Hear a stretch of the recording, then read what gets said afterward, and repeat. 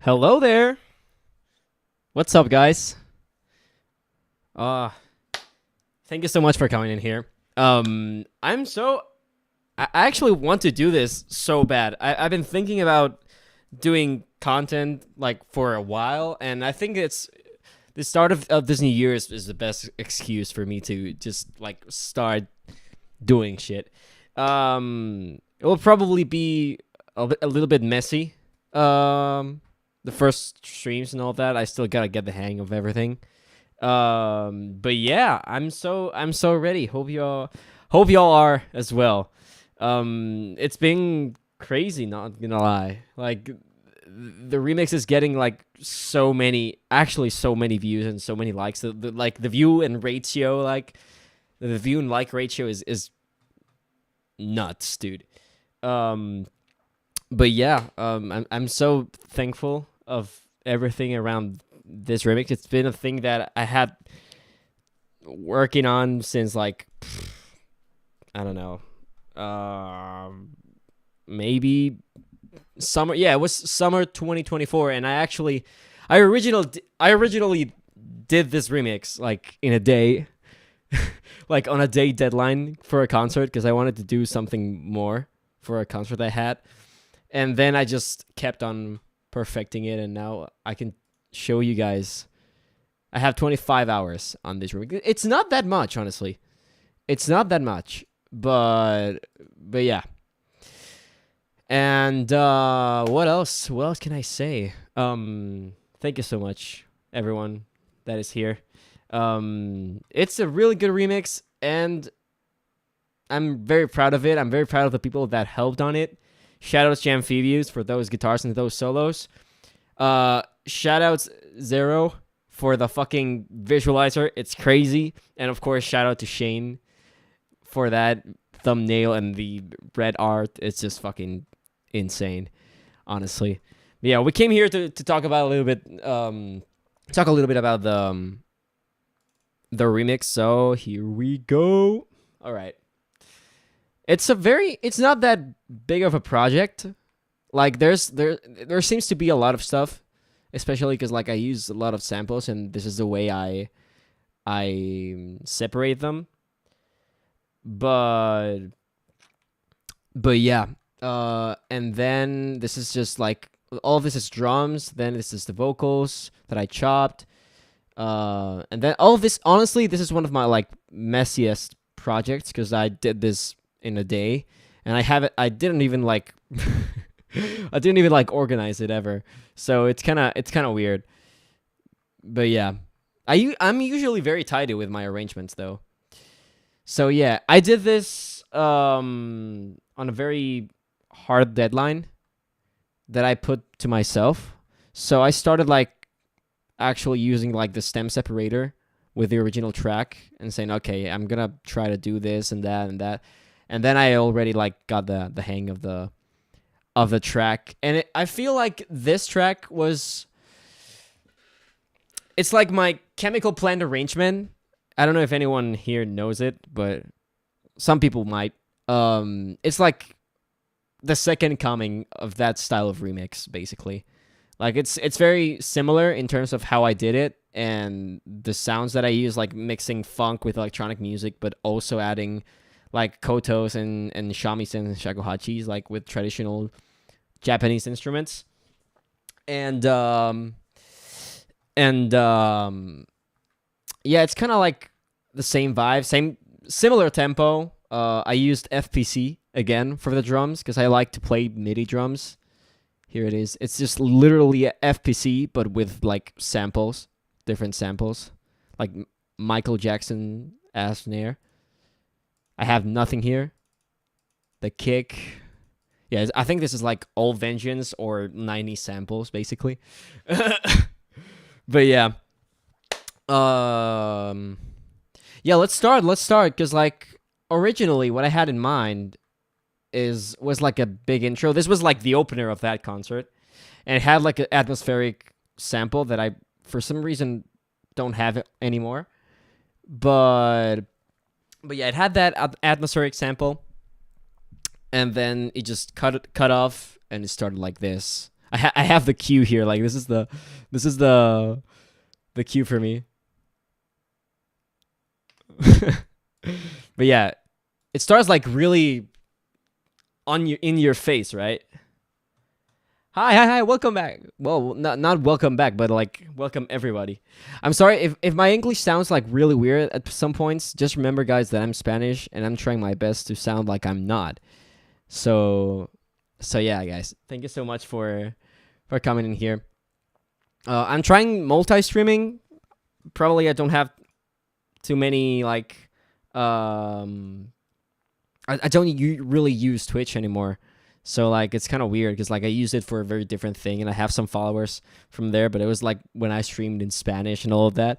So it's like, well, I hope everything is like going properly. Like, is the stream like fluid and everything? Because like it's still like a very early project of these streaming things I want to do. So yeah, I gotta be careful that everything is working properly. And for some reason, it's I have like so much latency. Like, I'm hearing you. I was testing it, and I was testing it, and I felt like it was like 30 seconds of delay, which is crazy. But yeah, I'm gonna try my best. But yeah. Okay, so yeah, the remix really starts like in your fucking face, basically. Kind of like the Chemical Plant one. I'm gonna make a lot of comparisons to Chemical Plant, honestly. Like it just. Oh wait, it's I don't have anything playing. All right, there we go. Let me know if the mixing of my mic. I have the mixer here because like I usually have it in a separate screen, but you guys wouldn't be able to see it. It's like 70 tracks. Kind of crazy. I have more tracks than things in the playlist for some reason. I don't know why. But yeah, I mean it might be like buses and everything. But yeah. Let me know if this is let me know if this is like good volume in terms of like voice and the music.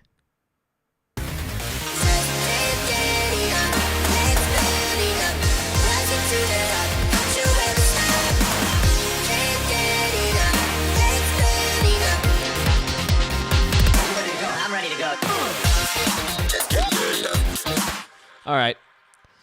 Well, that is the beginning. There's like a bunch of elements. First of all, like the most important thing, the samples. With a lot of compression. Has OTT. Oh, this is gonna be like terrible, by the way.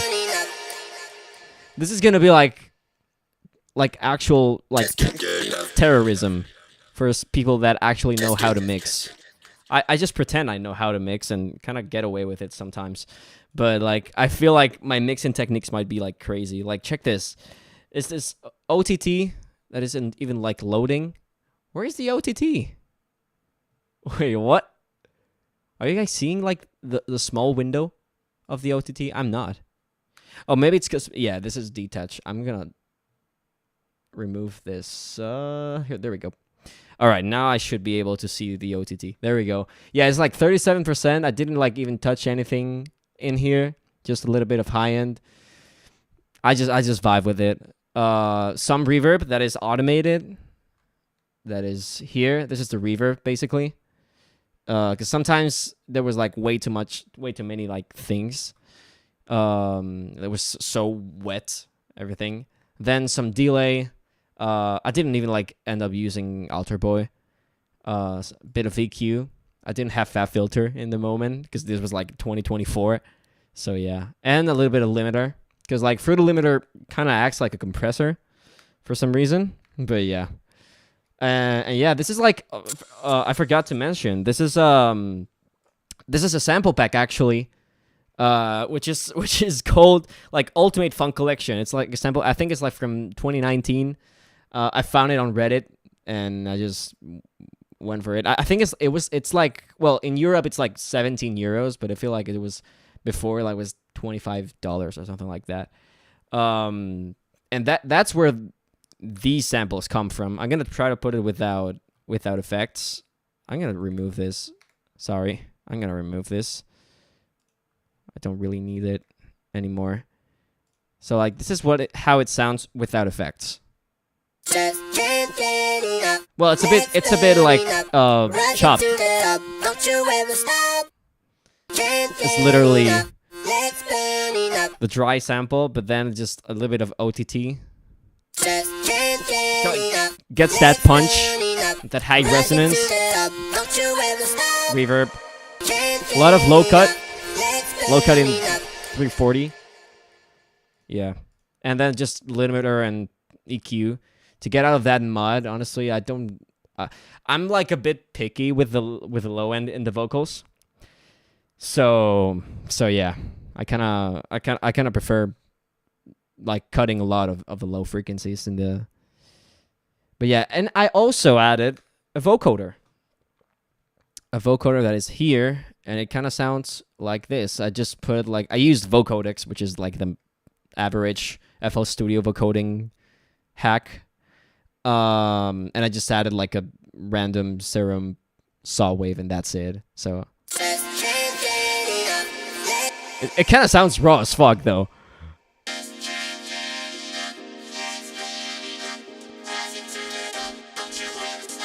The bit of harmonies.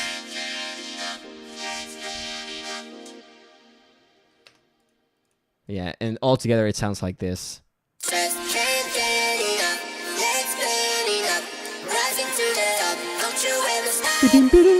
Yep. There we go. So yeah, and then, well, the thing that I like the least about this part is actually the drums.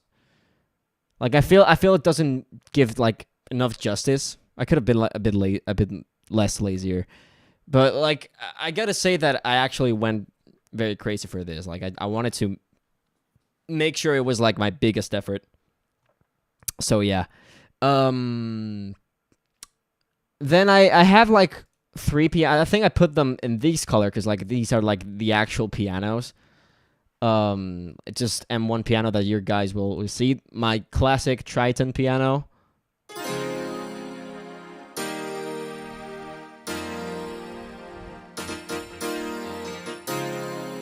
Nice chords, saucy chords. And then bass, like this is like a incredibly aggressive bass. I did a lot of layering for the bass.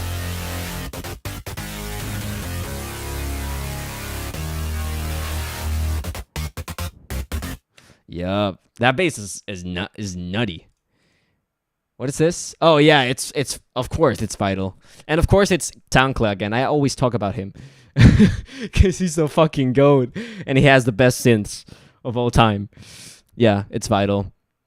And then a little bit of Super Sauce, which had like that.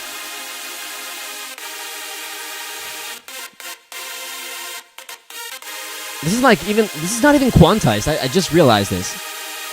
Yeah, these are doing like different chords, so they give like different things. Because if not, it would be like, I feel like it would just collide. Everything would collide basically. But yeah.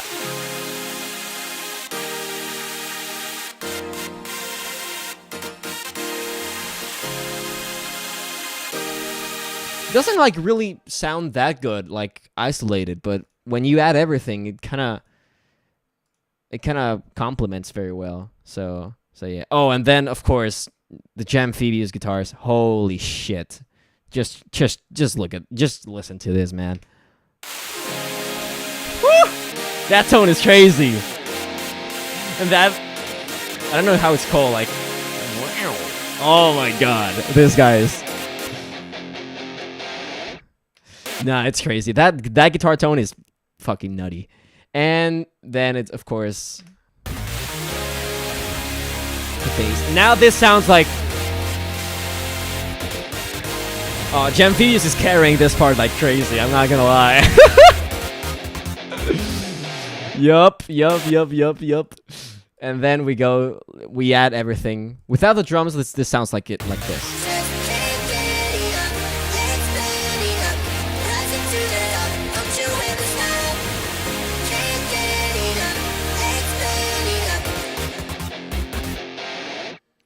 I also have some like this is very important, like the atmosphere effect. It really filled everything up.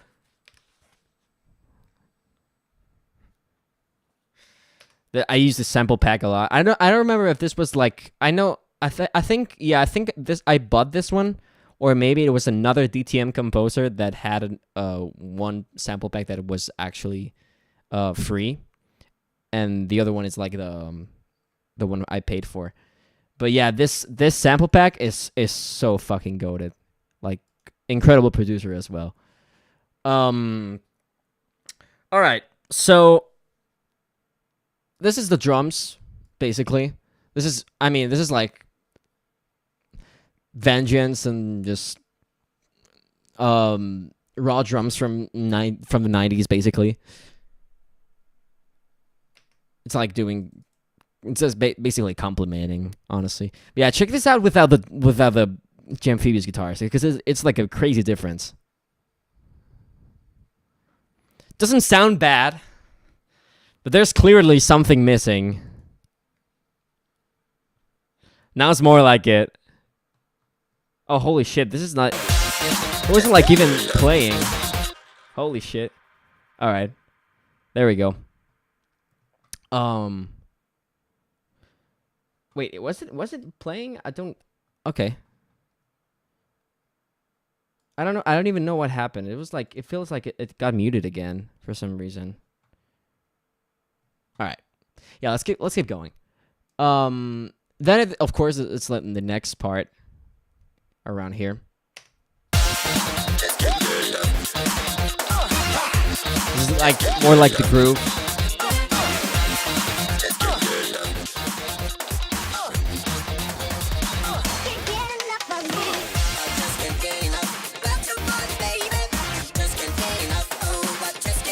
This is the part when I try to like actually make it justice.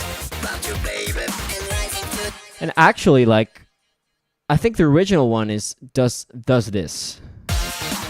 Sorry, wait, the verse. Well, let's go first to this part, because like there's some things to talk about here. Yeah, there's this thing here.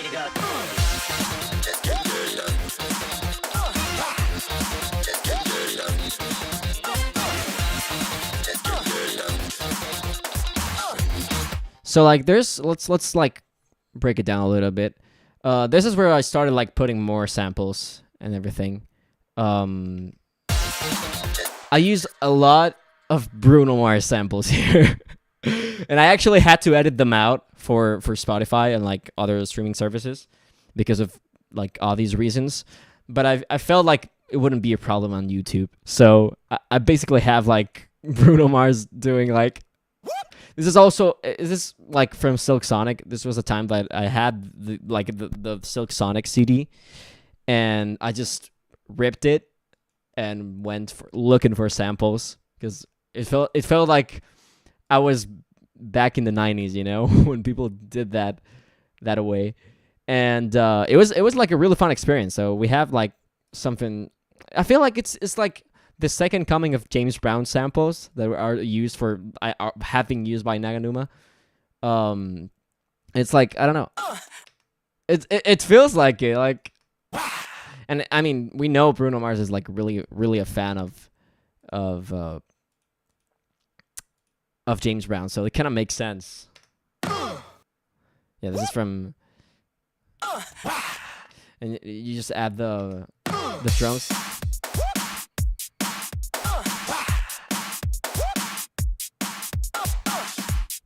And then you add the vocal samples that kind of also adds to the rhythm.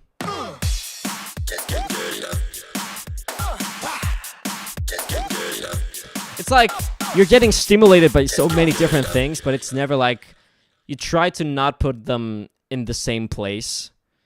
So and in the same like in the same place rhythmically, and same with the panning. Like don't put everything in the right or in the center. Just go like changing things. I also played with the ping pong delay, which is like really good, like a delay that goes to your left and your right. So like yeah, this is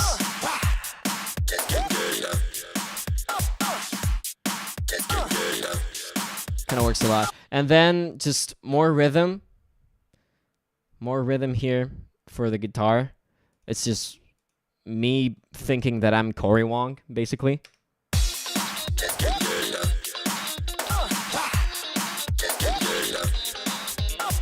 I actually did like this is like how's that called?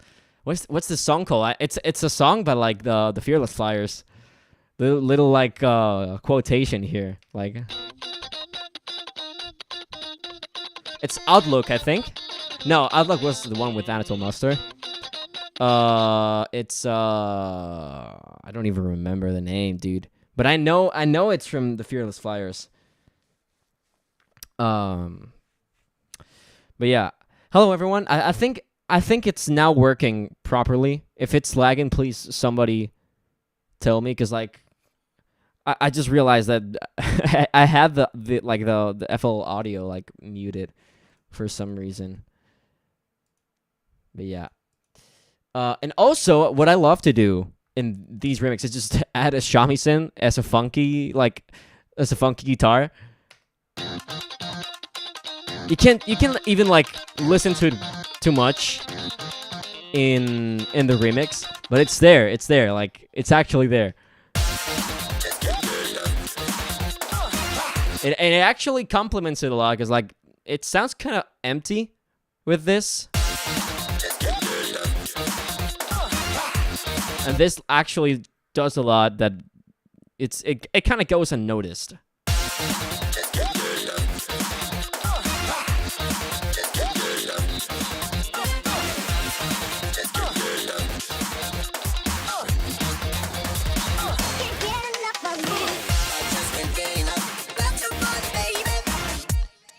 But yeah, so this is like, I mean, we also have like the koto here, but this is like the first time that an actual instrument is a Japanese instrument is like helping a lot. And then I love what I did with the horns and the strings, that I really like went looking for samples. Again, Vengeance saving my butt. I don't remember where this is coming from, which sample pack this is coming from. But yeah, it's like it sounds like it reminds me a lot of the Dirty Loops brass used in their Phoenix album. Kind of like rock you like dynamite. Yeah, I tried to make them different. Like this is longer, and this one is like more like staccato. That adds variance. It makes the remix feel like the arrangement, basically. It makes it feel like less how do you say it? Less repetitive, I guess. But yeah. And then of course the bass. Two basses here, one for the low end, and then this is just like texture. It's just doing like literally the same thing than the original bass. It's just like layering. But I felt like I needed something like that, like really like Moog-esque, like 80s Herbie Hancock. And it's kind of like, this is basically the foundation of the song, honestly. Like, the drums and the bass are always like two of the most important things, if not the most important things in a song, basically. So yeah. And then of course something like really important for me in this remix was the super saw. Like doing those runs, those expressions for the super saw, it's like really important. It's like check this out without the super sauce.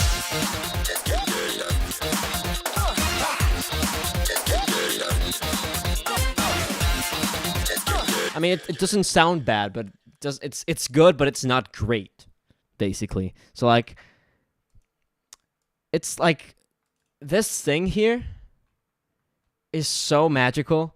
Like it's done a lot in funk music, of course. Like instead of just doing this, just go for that. Just go for that. And there's also here. Also like going down. Doesn't have to be perfect. Like it's just expression, you know? I'm ready to go.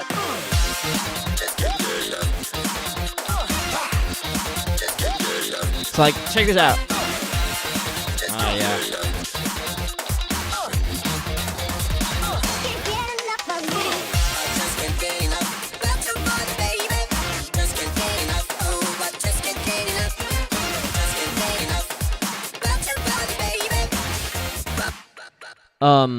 But yeah, check like all the different things that there are in the rhythm section, because like Amphibious is also playing guitar here.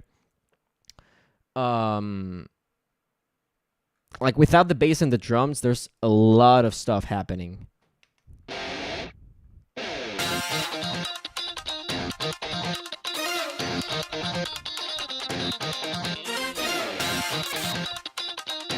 I forgot to put the super sauce, but yeah. And this is also like rhythm section, low key. Well, let's put all the samples as well, because like this also matters. Are you ready to go? I'm ready to go. Like there's stuff happening all the time. It's kind of like how I work, honestly.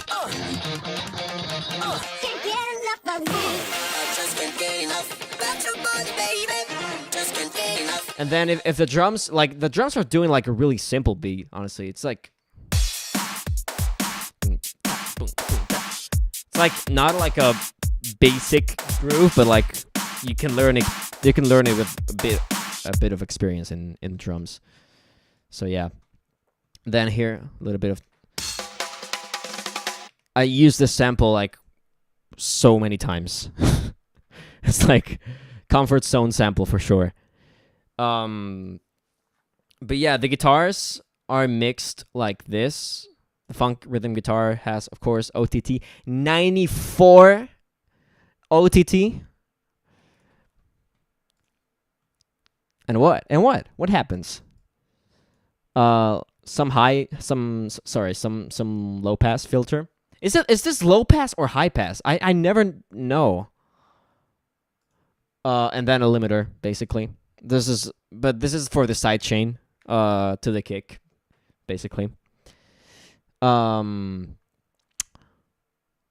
yeah, and then the other ones, like the Amphibious guitar also has ODT, but it's like a more subtle percent. It's like 15%, and then just like a little bit of high end. I normally use OTT for getting better high end, like compressing the high end. And this is Pro Q. I don't even remember why I did this. Like, what the fuck is this? And of course, another, like all the instruments are connected, like are like in sidechain compression, basically, a sidechain to the kick of the drums.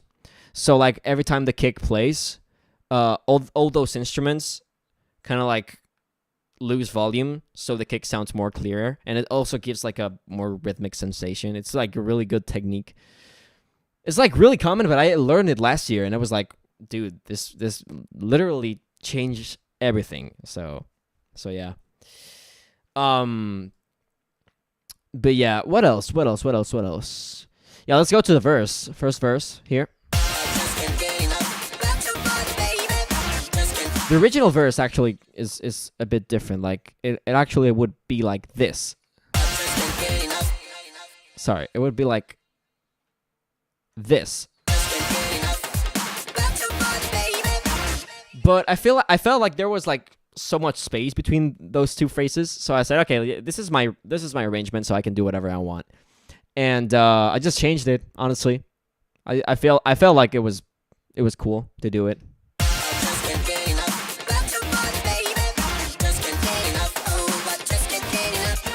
Yup. The bass is basically doing the same thing. Like almost all the instruments, there's no like funky guitar anymore. It ends up here. And then Jim Phoebus, instead of going to the bass notes, he starts doing like power chords. This is an idea he had, and I was like, yeah, just go do your thing, bro. Just go do your thing. It's gonna work. Yeah. It's so tight. It's so tight. Like the thing about funk music, it's you need to make it tight as fuck.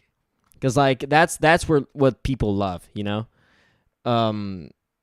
And also like getting stimulated by different things, like in like panning and you know, good placement of the instrument. It's so important. Also like some like bass fills here. This is like really common. Like I would play it, but like I have like Ozone and some plugins that give me some latency, so I could play the keyboard, but it's kind of useless right now. Hold on, it's not even like detecting my keyboard for some reason. But yeah, it's no worries. But yeah, so this is kind of straightforward, honestly. Like the verse is giving lots of space to the vocals. And then the strings are like kind of, you know, filling the empty spaces. It's like this is like really important. There's a lot of people who don't really give this much importance to giving, you know, emptying the spaces and when to empty the space, filling the spaces, and when to empty, when to fill them. So like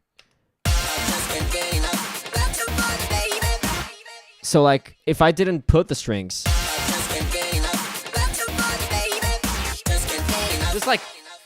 there's like something missing for me there, you know? And I said, okay, yeah, this is a good idea, just like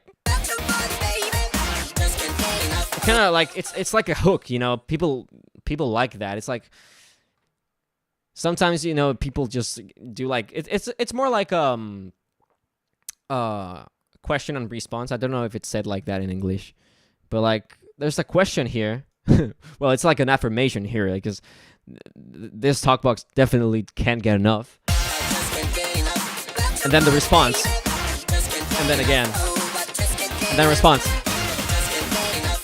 You know, it's like giving the cue basically to the other instruments and vice versa. And then it's just like, I don't even know what the shamisen does here.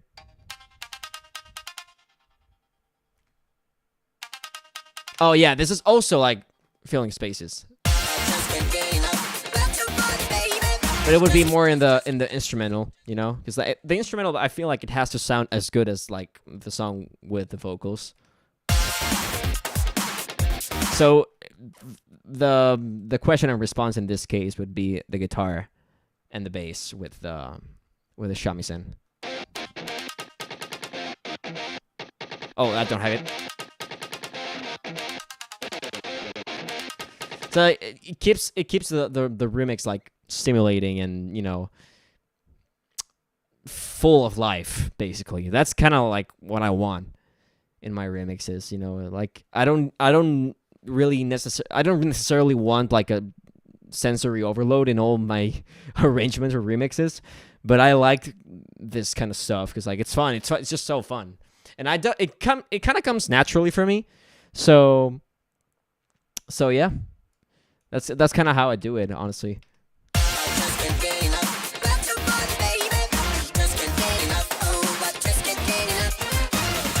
Just have fun with the instruments. Like, I feel like I guess there's like some unnecessary shit going on here, but I have so much fun with it. So in the end, people know if you're actually having fun. Like, if you have fun with something that you're doing, it's pretty more likely that people unconsciously know about it, and it makes the thing that you're doing much more likable. At least that's like my experience, and it's always like that. Like all of the things that have the most like views and likes and the most beloved things that I ever done are the things where I had so much fun and like I just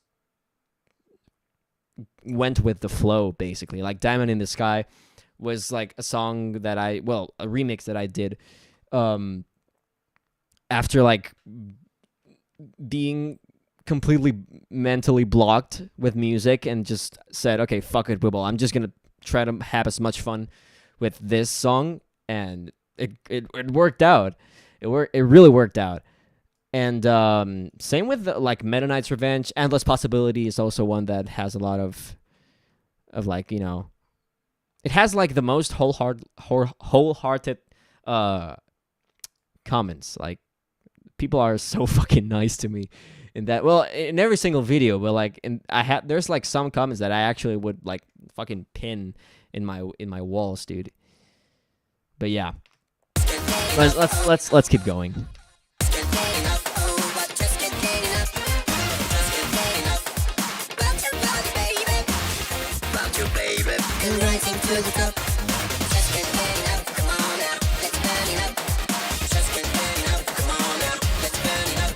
So yeah, let's go to this part. This is oh, sorry, it's here. Okay.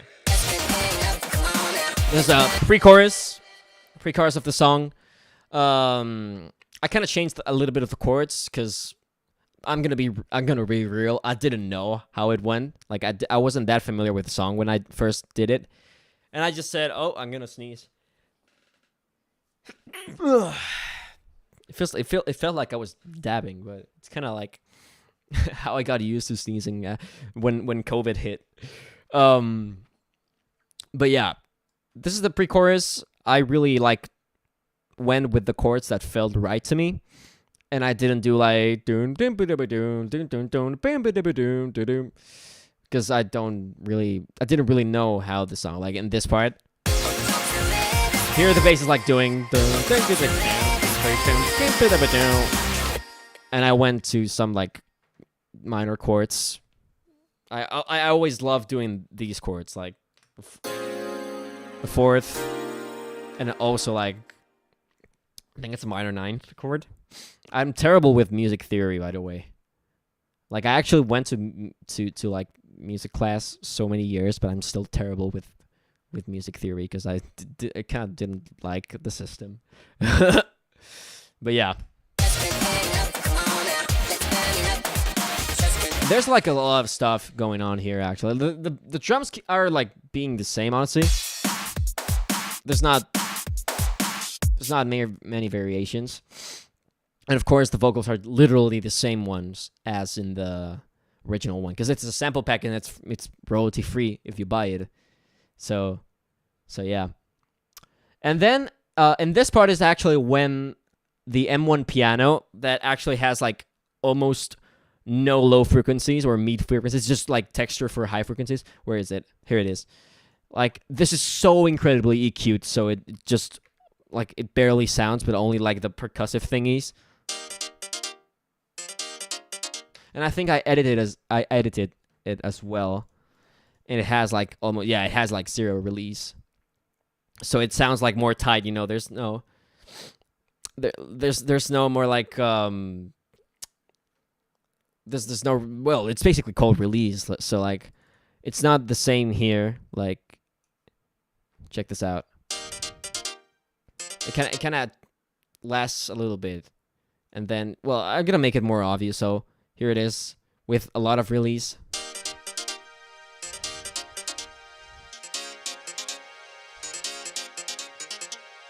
And now, wait, what's going on? Why is this happening? Stop! Okay. What is going on? I actually don't have a clue of what's going on. Okay, it stopped. Well.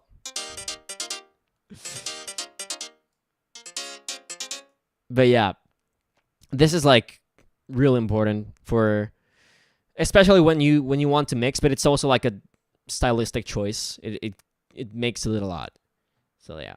What's up, Shane? Everybody, Shane is the guy who did the thumbnail, which looks fucking crazy, and also like lots of the assets in the music video are him. His? Yeah, are his. Yeah. Sometimes my English is terrible. How you doing, Shane? You literally just woke up. I don't know what time zone you were in, but yeah. Good morning, I guess. I'm still like in pretty early state of the breakdown. So yeah, welcome. And I gotta talk to you about the next the next remix, because like it's shaping up. It's starting to shape up, and it might not be the next one that I upload, and even like after that, there might be another one, but yeah, we're gonna cook again, bro. Oh, Easter time, okay. A terrible sleep schedule. I get that, bro. I'm kind of the same right now. Like I'm going to bed at like 4 a.m. I tried yesterday to keep myself up until like 6 a.m. because I wanted to see the Siva Gunner set from MacFest. But yeah, I wasn't able in the end. But yeah, so let's talk about this. Let's remove the vocals of yeah. I'm gonna drink some water, by the way. I need to drink water.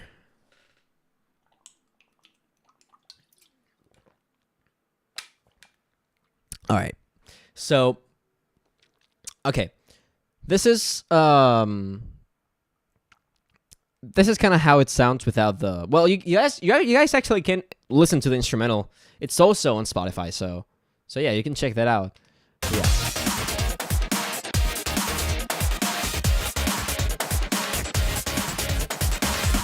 So yeah, I actually did some editings here, some chopping for the Jamphibious guitar, kind of like a bit more for like stylistic choice, and because I also like changed a little bit of the rhythm after I sent him the track, so then I just had to chop it a little bit, and then there's actually I feel like there's not that many things going on here, but like it's just doing the same thing. It's like very, very simple.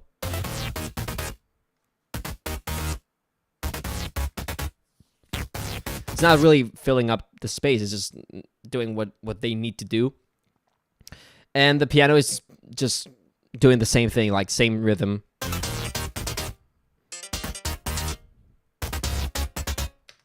But then this is what it's actually, you know, fill in the gaps.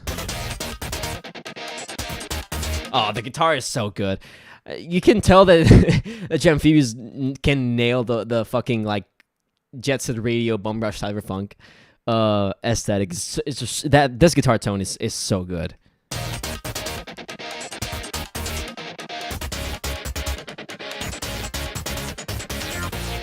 But then what it's actually like, I think what like my favorite thing, my favorite thing in this part is the super saw here.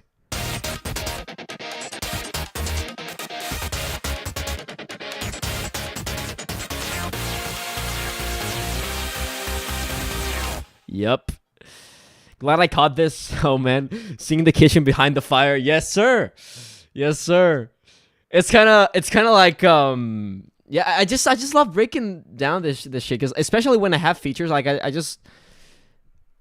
don't even like know why I didn't do this many features like before, because I love doing the things myself, and I'm kind of like a little bit of a toxic perfectionist. I gotta say, because like I always want the things exactly as I want. It might be OCD, because that's definitely something that might be related to my OCD.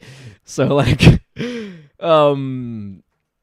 but yeah, it's like just getting like different perspectives of other musicians. I'm kind of like starting to love it, honestly. But yeah, let's listen to the guitars honestly, because like those guitars actually sound crazy.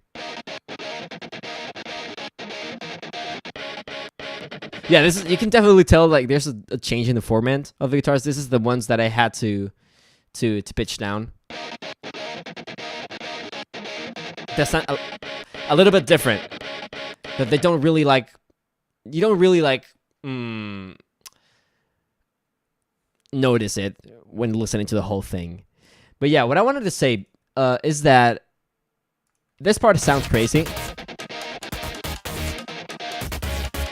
But what actually gives like the ultimate sauce here is the super saw again. It's in like whatever they want. I love that chord. I'm like whatever that progression is, merchant. And then it when it gets like more, yeah, when it gets more like open in terms of like chords and more melodic, I love using starting to use a different piano that sounds more like wide.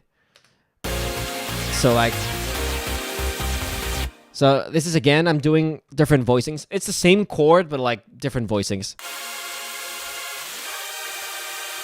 So oh, that's crazy. I'm kind of nice at this. But yeah, this is like if you like listen to it, the highest note is da, da. While in this case, the piano here, the highest note is da, da. It's like two different chords. It sounds like, I don't know, atmospheric, like Rich Racer type beat. And this sounds like fucking raw, like just go for it. 93 OTT, by the way, in those super saws. So that ends up like giving this build up. And then you just stop it there.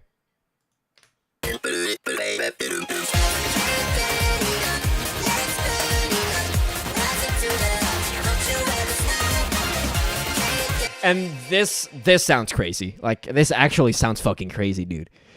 This sounds crazy. Like, I don't even know. Like, yeah, I actually remember the moment I got, again, the Amphibious guitars.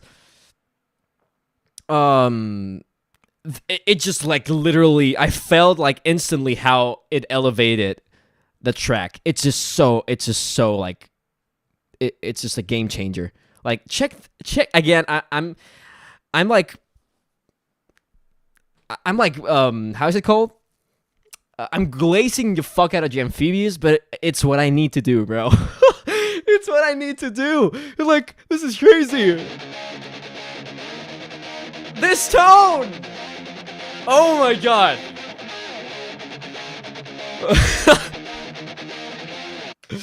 No, man. I actually had this before.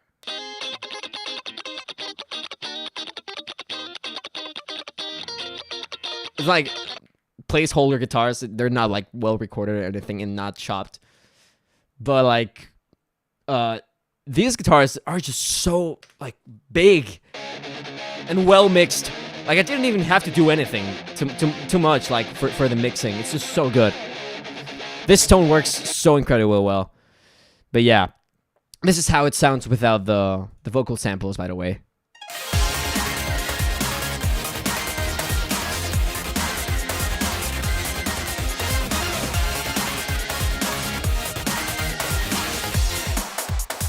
Yeah, notice how I'm again like doing this like small details. They're not like really details, but small pieces of sound that are just complementing each other, but in different places, so they don't sound like overproduced or everything. So like you got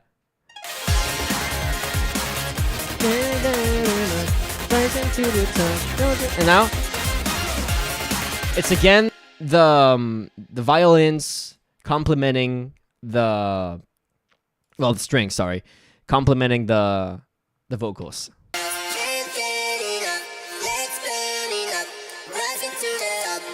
Now they're fun.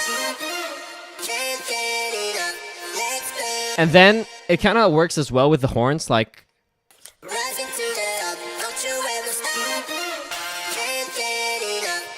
that helps so much. And this is like the part that reminds me of like Rock You from Dirty Loops. One of my favorite tracks ever, by the way. Like Rock You, like dynamite, let's groove. Gonna feel so fine, gonna feel so fine. It's kind of like those horns just like really remind me of that. I've been listening to Jam Frog for years. I heard he was on this track, and I'm like, this is hit before I haven't listened. I know it is. Yeah. I mean, it's a crazy combination. We both like have some experience on funky music, so yeah. I remember that I actually hit him up because I discovered Jamphibious because like a song he has called I didn't remember the name, dude. It's like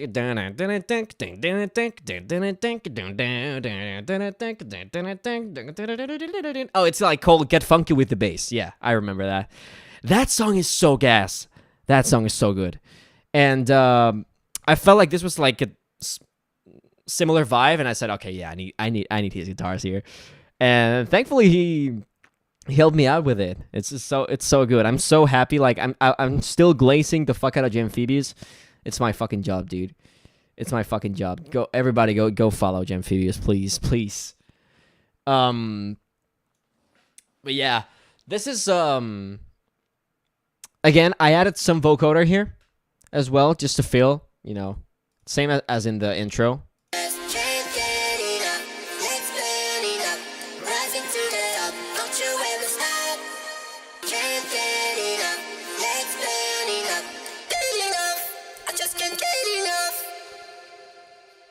That reverb, like I'm actually using the reverb much more in the tracks that in the parts of the remix. For example, this is dry.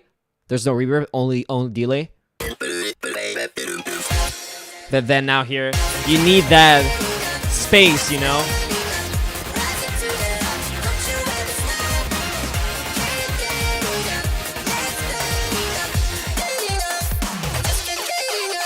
Oh, we're approaching the references, all the small hints I've ever done, because like there's a lot of different hints and like quotations to other like Jet Set Radio songs, Bomb Rush Cyberfunk, even some different games that are not even related to that, but yeah. So this is how the bass sounds. Now the bass is doing crazy things here. This is like an actual more like yellow type beat. Yellow type bass, sorry.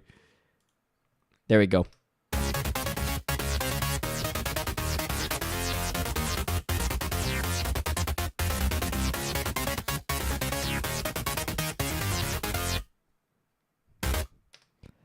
And then you add like the guitars.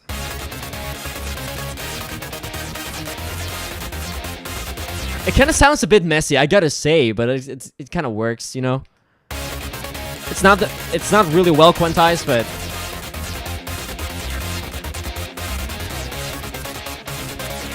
and then it's just a thing of details, like adding a little bit of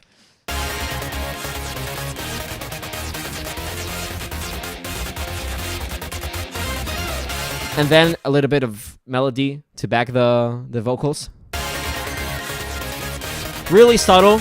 You can't even like hear it in the original song, but it's doing its work. You mix to feel and not to listen every single time. Like you sometimes need to mix to feel. And that's like, I actually got that advice at MacFest, like first ever MacFest that I went in 2024. I don't even remember who it was. I think it was Lacey Johnson who said this. But that was like, holy shit. Like it opened like a crazy world for me. And I said, yeah, sometimes you mix to feel. Like people don't really necessarily have to listen to every single thing that you put in a song, but they're gonna notice the intentions of you putting that instrument, even if they don't hear it. I don't know if that makes sense. But yeah, mixing to feel is something that I really think about lots of times. So yeah. And then after that, the strings are so important. Like putting strings in a chorus, like just doing one note, is like kind of like the go-to funk pop option for producers. I stole this from Charlie Puth. Like I started like doing production mainly because of Charlie Puth. And he does this a lot. And like songs like the most jazzy songs from Charlie Puth, like Boy, he does this a lot. And Attention as well. You can't even hear it. But this, and then oh my god, oh, I love this. It's just it fills you. It really fills you. Then it goes up. It adds that, even like you can call it like dramatism. Honestly, it's so cool. I love doing that. I absolutely love doing that. And then it kind of like, because if you remove like the instruments that are doing like the bass, I don't know, the rhythm. Sorry, like you maybe it may be a little bit empty. Like it even sounds like a bit like dramatic, you know?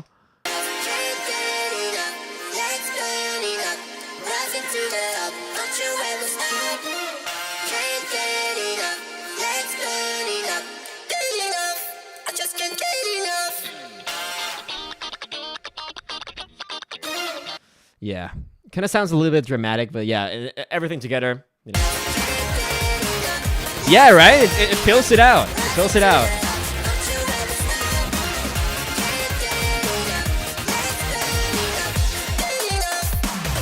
Okay, now we actually get to the first, like, big references. And I'm surprised, like, there have been a lot of comments, goated comments. I actually tried to respond to them all. Because, like, even now I saw, there's now, like, an option on YouTube to respond comments, like, with, like, an AI-generated comments. And I was like, hell fucking no, dude. Like, that's so, like, I felt, at least for my part, I feel like that's so dehumanizing. I don't know what the rest of the creators think about, but for me, I just asked myself, like, wait, isn't this like so dehumanizing?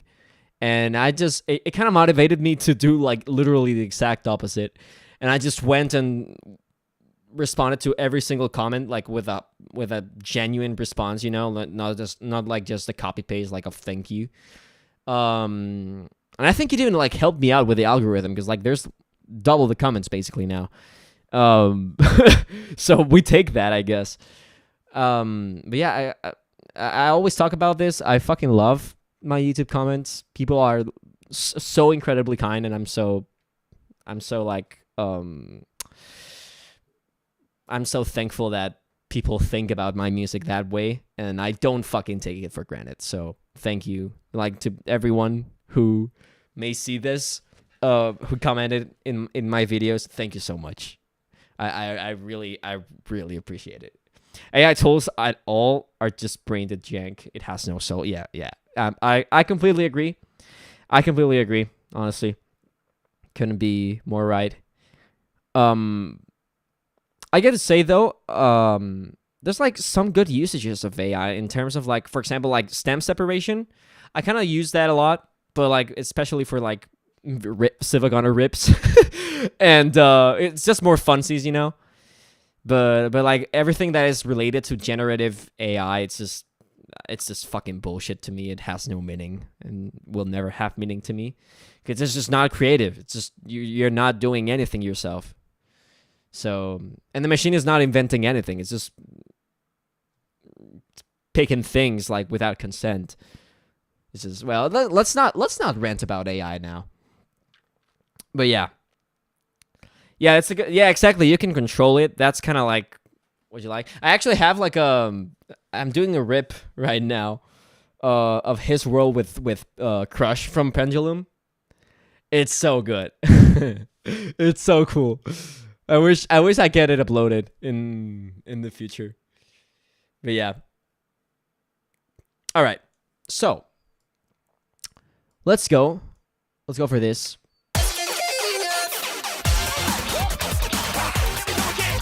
This is, for me, was like, I don't even remember why I did this. So this is probably my favorite part of the song. Because, like, why did I just put Shape the Future from Jet Set Radio Future in here? Like, was it necessary? No. Does it go extremely hard? Hell yeah. Like, and this is done on Serum by my, it's from Serum 1. So Serum 2 didn't even exist when I started this this remix, as it was 2024. And this is done by Shutdown. You could shape the future with this. Exactly. But yeah. Funking the funk. Hell yeah. And yeah, this is yeah. Shape the Future. First, like, big reference to another video game track in this remix. I always do that, by the way. Like, there's barely any, like, video game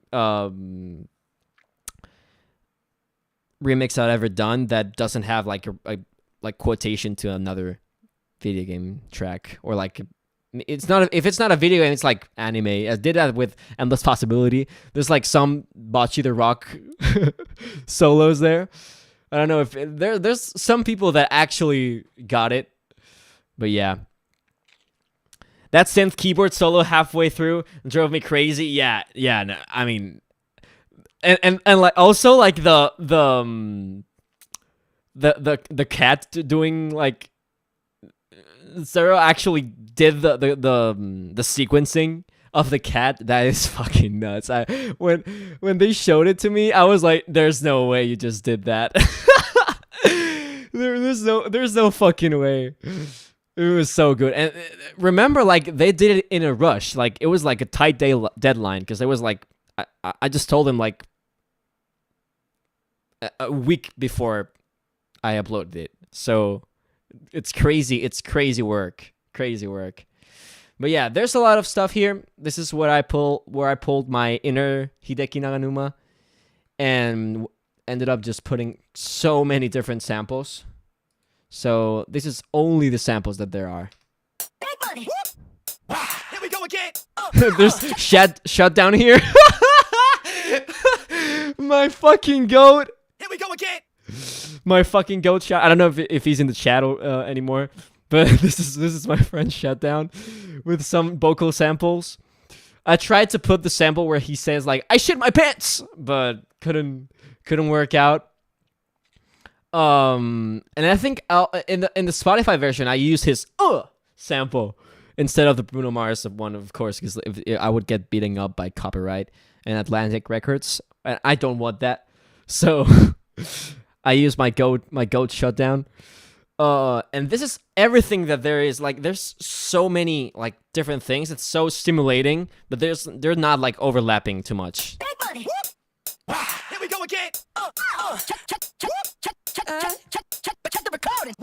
Check the recording. Spin the wheel for me. Here we go again. Hey, give it a break. There's so many samples here. That's actually my voice. I actually did sample myself. This is. It's just funny. Like, there's actually so many vocal samples here. Like, all of this happening. Like, Check the recording. and then I'm like, okay, hold on. There's way too many samples here. Hey, give it a break. There's so many samples here. And I even like made the volume of my mic like louder, so it got like the ambient sound. Like, I put it like extra loud. Good thing. I think it has a little bit of bit crust as well. I'm not really sure. Too many samples. Where is too many samples? There it is. No, it actually doesn't have it. It has only like a compressor, and it has like a high pass filter. So yeah. Yep. So this is only the samples. Then of course the drums are a bit different here. There's like a cowbell. The cowbell isn't there yet in the song. This is where it starts to sound.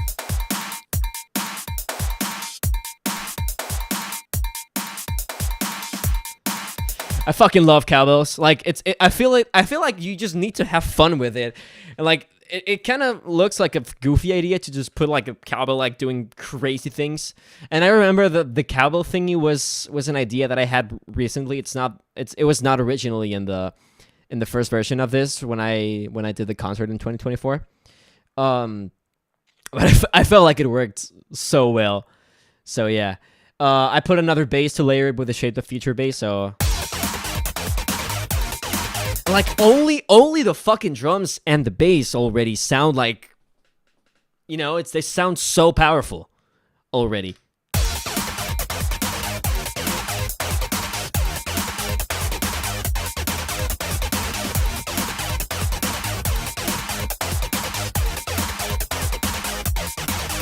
And people need to remember, though.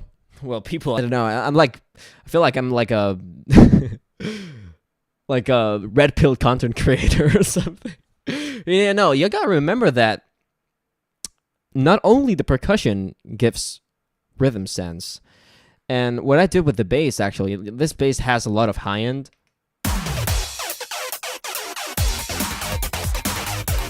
It has those nice little frequencies in the high end that really end up like being another very rhythmic instrument.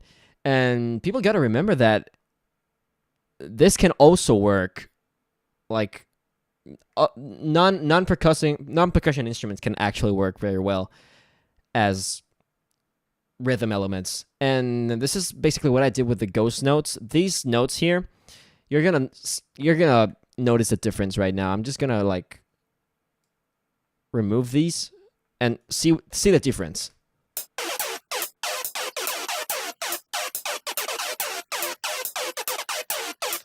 It's so blatant. Like, it's actually so blatant.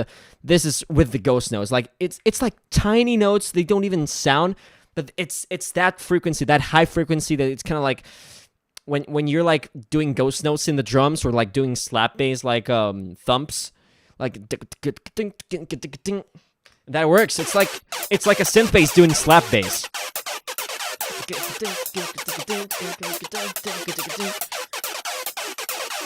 And that helps so much. It literally does so much work for this part. Of course, then adding again, I'm using these horns and violin and string samples. Why I always call them violins instead of strings. I have that really bad habit. But yeah, like.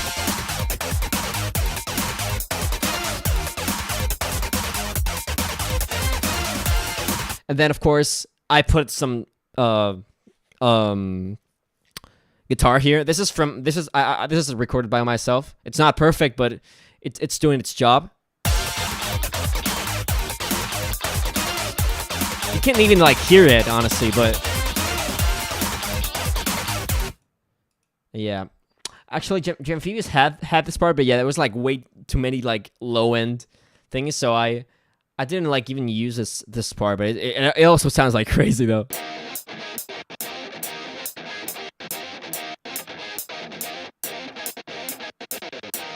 I love that. I love that the way he chops the samples and makes it like an artificial but still human guitar. It's so fucking good. And okay, I gotta talk about this. First of all, like the missing component here is these samples, and like this is so like.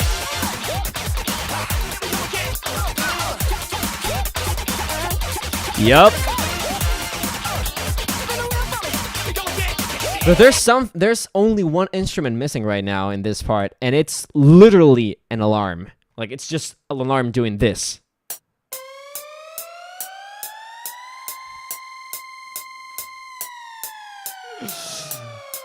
I feel like that goes so freaking hard, and this is how it sounds.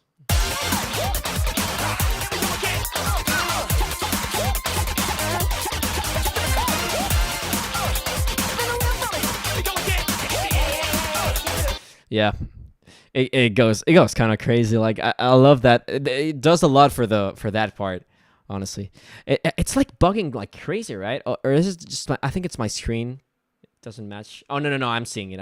Like it's kind of weird. Oh my god. I have the buffer like really high up, so the samples don't like. My PC doesn't crash. while playing this because I have Ozone and like all the mastering plugins, which take up a lot of CPU and RAM. So yeah. And then we got this part. This part is not a reference, but it was very inspired by the Neon Coliseum from Pokemon Coliseum. No, sorry. Battle Revolution. So yeah. Like that clav is basically like very inspired by Pokemon Battle Revolution.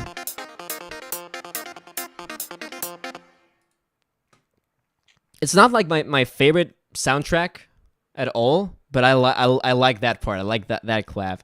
So yeah, I did that on purpose. A little bit of I didn't even like sample this one. It was already good for me.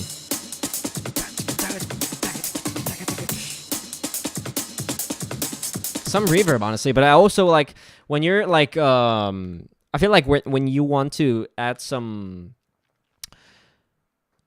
like wait, where is it? Hold on. When you want to add like reverb to a break or like some drumming, some percussion instrument. I have 1702 by the way.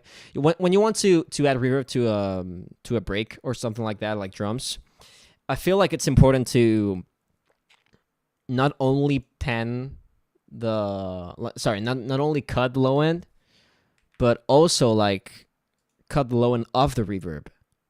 It's like it's cut in it's low cut in 690 hertz. Like it's so high. It's so high up. So like I only want the high frequencies to have reverb actually, because like then it's a different thing to EQ. It's easier, I guess, for the EQ to remove those low frequencies because there are not that many low frequencies. At least that's how I think it works. Like it was just pure intuition for me. And it definitely works for me. So yeah. And then this is like doing the same thing. This is like the thing that is keeping itself stable. Honestly, this is keeping itself stable. And then what is actually improvising, like doing more creative stuff, is this.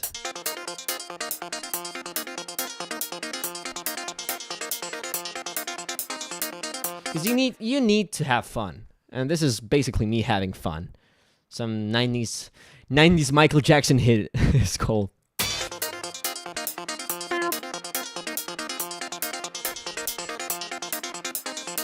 And then here is when the guitar comes up again with the bass doing exactly the same thing. Oh, there's no bass here actually. It's the super sauce, yeah. That's the reference to Get Funky with the Bass. And I had to like chop it up a little bit. I had that idea. It was kind of cool.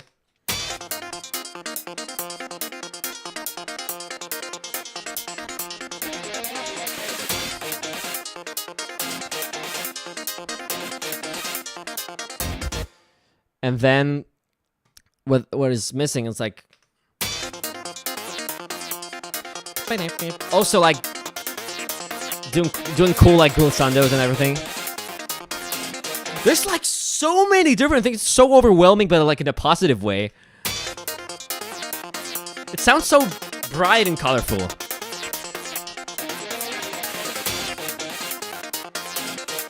Like it's like if a band was having so much fun just jamming out, and that's kind of like how I want it. And then you just add like the kick here. I am as well. Good to see you. And then I'm having so much fun. Of course, I need to add like a troll thingy that is not like a real troll. It's like surprising people, because music is a lot of it's about like surprising, honestly. So like check this. Oh, what's up, Planet Bluto? Thank you for the follow. Welcome to the stream. I'm gonna dedicate this to you. Yeah, I just added that shit in the. This is like.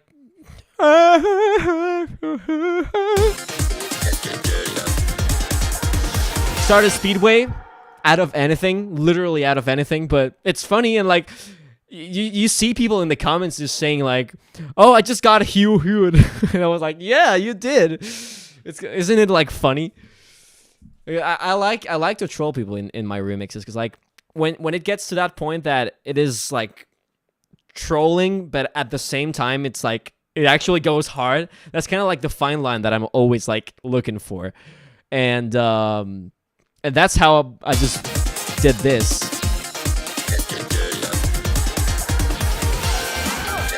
And then here it's like you're doing like everything is like kind of how do I say this? Everything is kind of like tense here, like lots of things going on.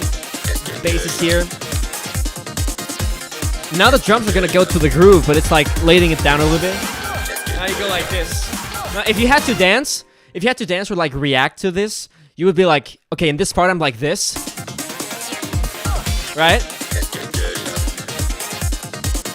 And now, in this part you kind of let loose and you're like,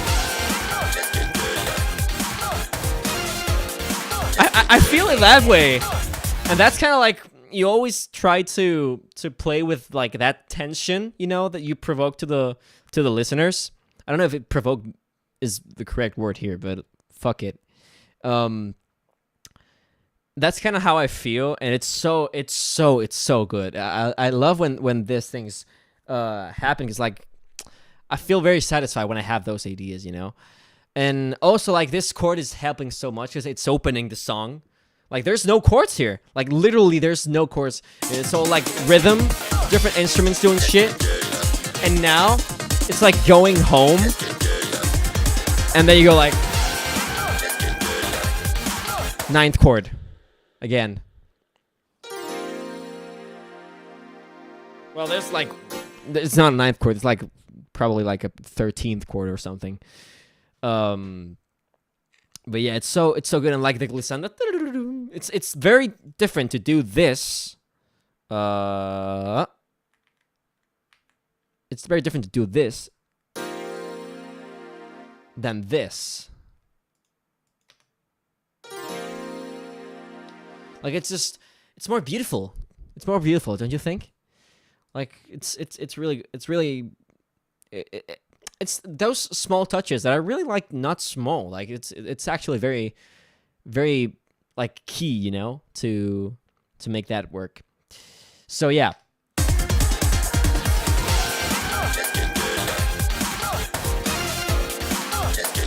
So oh my god, there's a lot of things going on here. I think I panned these guitars. Yeah, this is hard pan to the left, and this is hard pan to the right.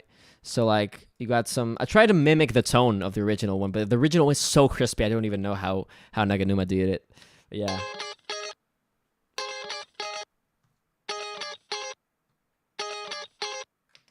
And some. Do I have Jim Phoebe's guitars here? No, it's only this.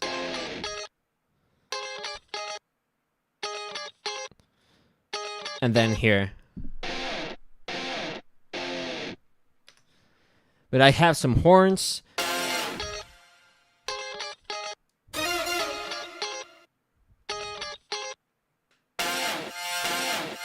Some like reverse horns here. you need to be like a bit how is it called? Creative sometimes. Yeah, that's so like, oh,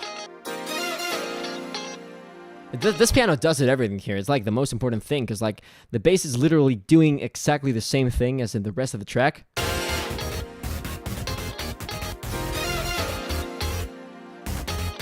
Yeah, I mean that's that's actually my guitar, which by the way I need to talk to my luthier, because like I still don't have my guitar back. It was kind of the bridge was a bit uncalibrated, so I had to get it to a luthier. But yeah. Hi again, my connection is just as bad as ever. Oh my god, I'm sorry. Sorry to hear that. We're here chilling. Good thing about YouTube, and well, on Twitch now, I have it. I think I have it configured that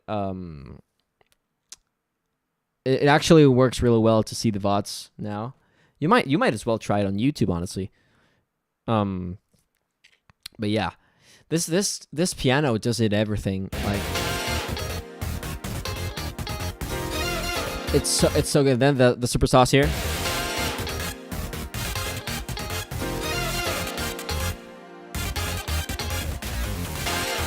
The bass is doing some like fills here. I love doing bass fills. People should do more fills. Like instead of like copying and pasting patterns, sometimes it's good to like copy and paste the pattern, but then just merge them and just do a. I did that so many times in this song. Merge them and just to try to do a little like transition, you know.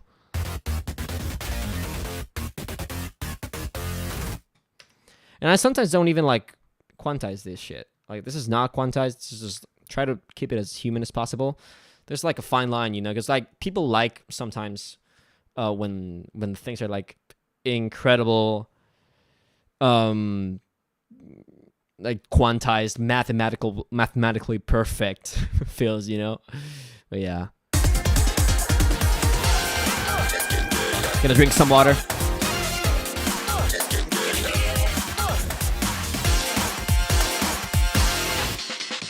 Aim and break. Just an aim and break for the love of the game. But yeah. You're actually right. I should just be open to doing fills more often, right? In this, yeah, because fills also like give more variation, and they also help you like transitioning to other parts, you know. Like yeah, another like this is another punchline, like another joke, I guess, because like the aim and break is sometimes treated as a joke, although it's like a very, very used resource since like the 90s. But yeah, it kind of works. But yeah, this is another thing. Check how this is complementing. So we have the bass here, and we have the vocals. So like, just can't get enough. Just can't get enough. Like how look at how the bass mutes itself here. Like it doesn't play any single note when the bass vocoder is doing this. Like your turn. You know? And it also happens here. It has a little bit of notes, but it's not like really taking the place, like taking the spot out of the vocoder. So it actually is complementing because it's doing the same notes. And that is so satisfying. People don't know that. People who don't like aren't like music theorists or like people just who just do music. You don't even have to study music to realize this. But people who don't know this still get affected by that. Like they like it. They may not be able to identify it, but I can tell you that it changes. Like it does something to the brain chemistry. So. Going back to this, this is, again, the bass here, but also, this is so important, other samples, like, you know, like, Naganuma does this a lot, and I had to, like, you know, honor his work. Just random samples that are not that random, you know, they're placed, like, meticulously placed, so it can help, you know? Just can't get enough. Or like this just can't get into feeling. Still like the vocoder leaves room for Bruno and Anderson .Paak saying, "Can you feel it?" And yeah. So yeah, this is a part that I'm really proud of, honestly, because like it's hard to sometimes line these things up. I sometimes struggle with this. But it kind of went like really fluid in this, and like it kind of went like very, very smoothly. Yeah, that's a better word. Kind of went very smoothly with this. So yeah. All right. And yeah, then we go to this part, and then here I went fucking crazy with the drums. I went crazy, dude.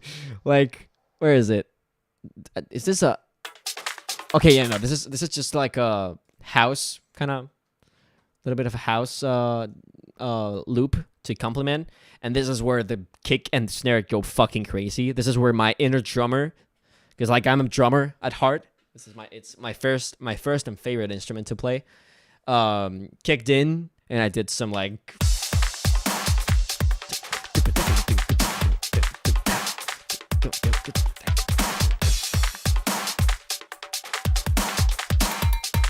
And that cowbell. I had so much fun with that shit, dude. Oh my god.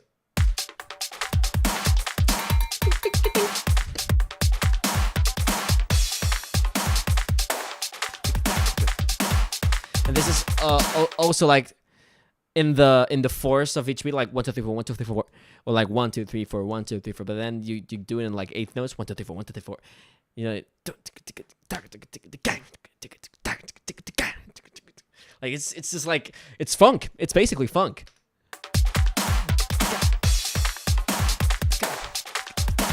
And it's also like a different snare. It kind of hits like a fucking slap, you know?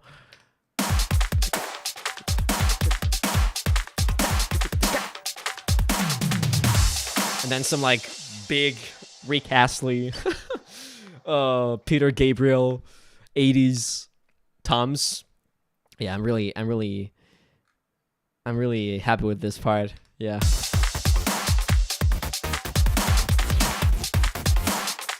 The bass is again doing like literally the same bass line. There's definitely some like fills here. Also like same thing. Little fill, advanced fill. Literally the same fill as I did in the first verse. It's so good. It works. It just works. Woo! That pitch shift. Yeah. But notice how I'm also like leaving space. So like it definitely works. And what else do I have here? I have the horns. I have of course the strings. There's not much, like it's really like the drums and the drums are basically doing literally everything in this thing. And there's also like the superstars are here a little bit more free. Like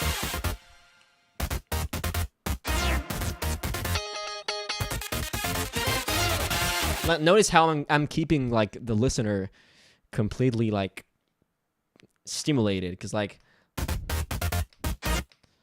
yeah, bass, guitar, superstar, strings, and the guitar here with the delay. Like that's like a key moment for me, right? Because like there's so many like different things. Yeah, like once again, guitar, superstar, and now the strings and the like 4 things going on, like not in the same place, going right after each other, but giving so many like in different pannings. Because like the guitars are here, like left and right. Superstars are more in the center.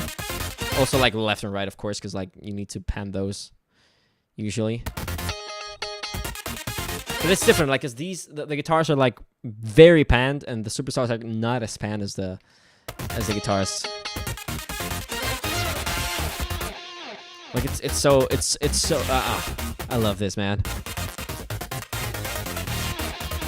I feel like, is it strange to like I may sound like a fucking jerk saying everything that I love what I do, but I do genuinely love this remix. Like I feel very proud of it, and it just comes from within me. Like I really like what I do, so like yeah.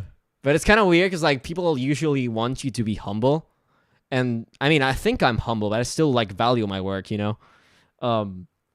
I try to think that I'm being humble, but yeah,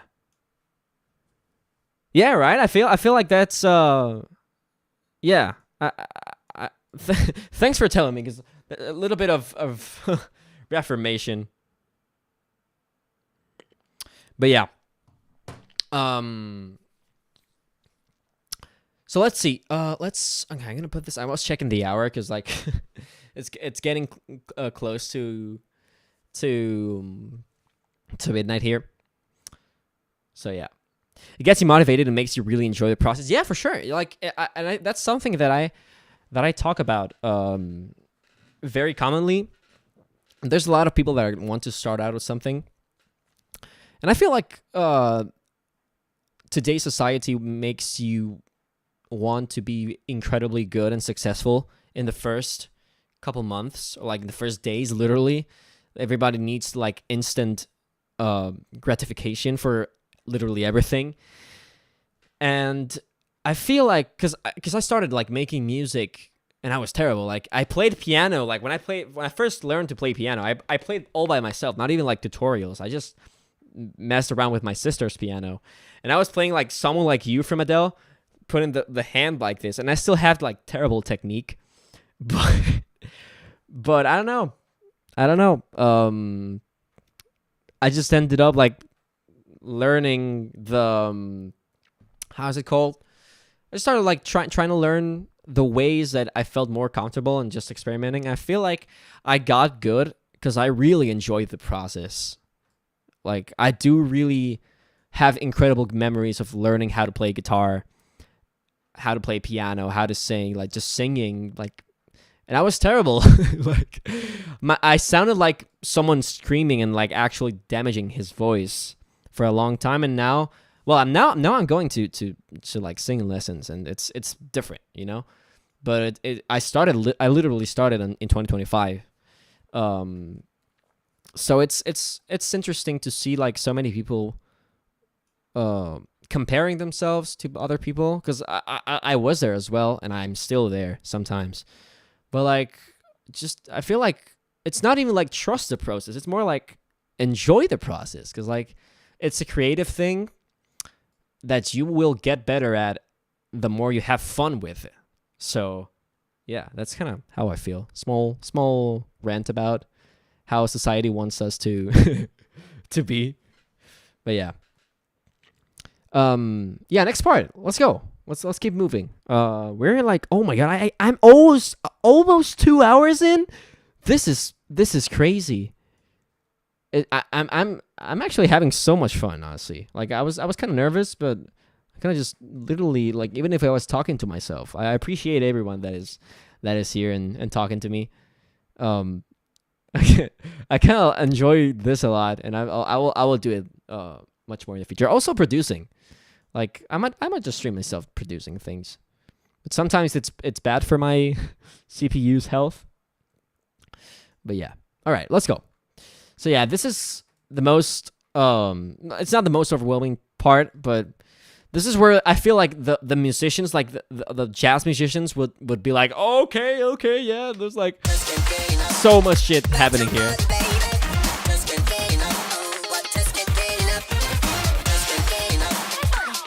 Big money. And the cowbell. Oh my god.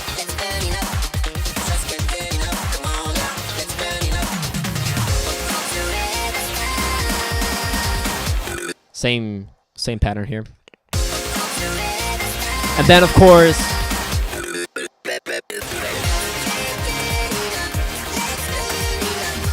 I chopped the fuck out of this sample and did this. Yup.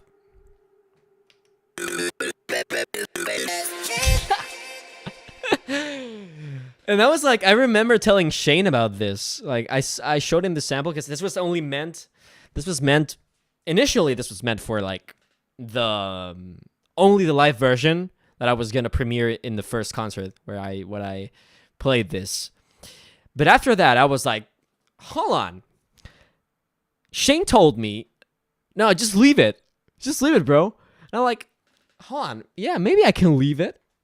And yeah, this is another funny moment. You know, music is all about surprise, having fun, and making people laugh. I think of course not with if you're doing like a ballad or like a serious song. Of course it's not for laughing, but it has another intention, and it helps you like get that intention. But right. But what am I saying? My English fucking sucks sometimes. But yeah.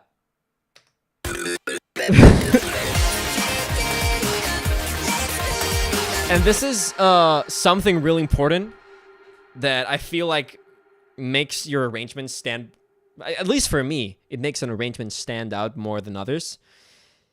Don't fucking copy and paste the patterns from one. Don't copy and paste the patterns from one chorus to another one, because like you can add some different things. Like even if it's just you playing the same chords but in a different take, just leave it there. Just go for it, because like it helps you have a different vibe and not like, okay, you're literally going back exactly to that, you know?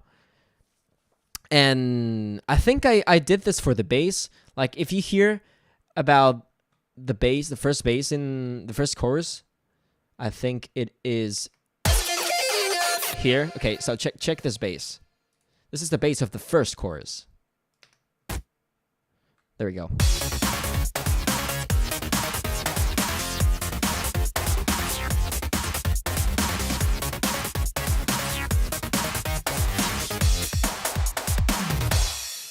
All right. So now check this out. Is it this? No, it's this, right? Okay. Now this is the second bass.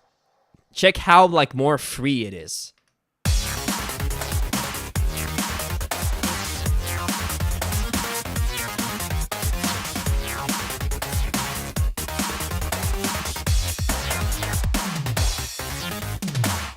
And that makes a difference. Like that actually makes a difference. Also, like, I don't know if I have the same pattern. No, I actually have like a different pattern for like this is pattern 31 and this pattern 32 for the super sauce. But yeah, this is like a very cool thing to do for your arrangements, because like it makes you feel, okay, this is the same chorus, but it kind of sounds like a little bit more saucy. It has a little bit more of sauce, and the extra sauce in this one is actually a koto, because there's no a koto in the first one, right? No, there's not. There's a koto here doing this,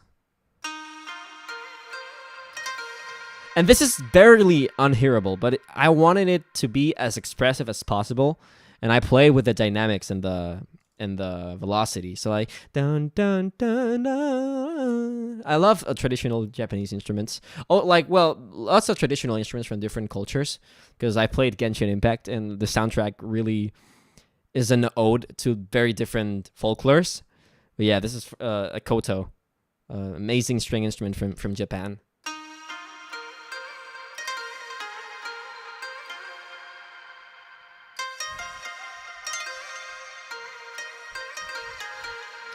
And you don't even hear this, but you feel it. You don't know it, but you feel it. And then there's a shakuhachi. It's just basically like a Japanese traditional flute. And the vibrato of the shakuhachi is like very unique, because normally, I don't know how wind instruments work. I know that you need to do the vibrato with the neck and like doing like this. And it's so incredible. Like I love the shakuhachi. I would love to play shakuhachi, but I have literally zero experience at wind instruments. And I tried with a bansuri. I have a bansuri, which is like I don't remember exactly where it is from. I think I don't want to like risk it. But yeah, it's like a really good sounding flute, and it seemed like easy. It's not. But yeah, this is the shakuhachi. Also very expressive.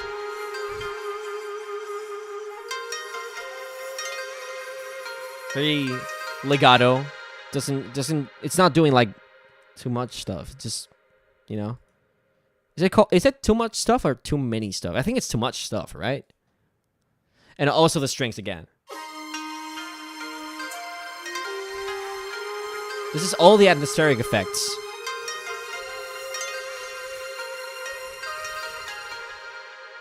So yeah, kind of sounds, again, it sounds kind of emotional if you think of it. You could do like a different arrangement, you know?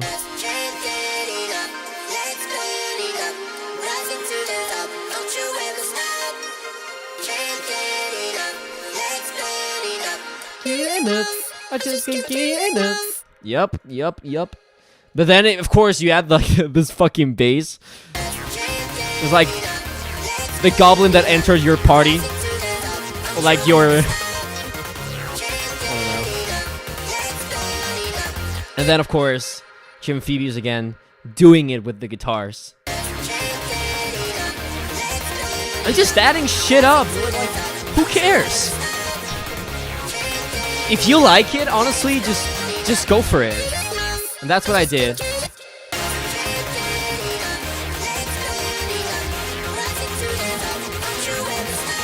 Yeah, it makes it much stronger. Yeah, that's kind of like the intention of it.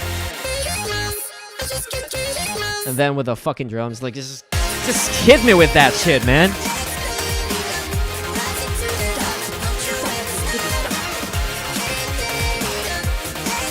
And then the fill. And then we start here with the fucking solos. This is like, I mean, if you guys listen to my music, I usually put a synth solo or like a guitar solo. I love solos. I love soloing. It's like kind of the thing that I'm the most like proficient at. I must say. I didn't want to say I must say. I would say. Yeah, that's it. I would say. And I felt like I always loved like answer and response. Oh, we got a bod. It's been a lot. I mean, almost 2 hours without a bod is crazy. All right, hold on. Let me go real quick to Twitch. I didn't even have like my browser on, so let me just remove it. Dude, Twitch is I have not many good words for Twitch, I gotta say. All right. Let's see. How do I do this? Oh, I gotta turn on mod view. All right. You know what? I don't care. Well, yeah. Let's just do this. How do I do this?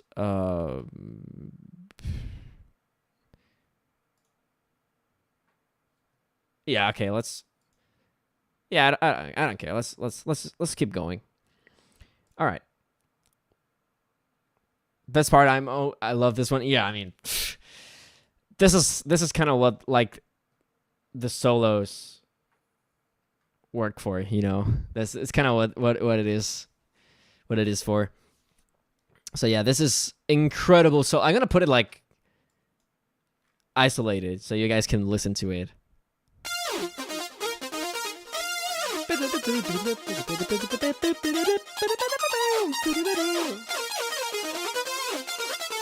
A little bit of jazz. Now it changes here.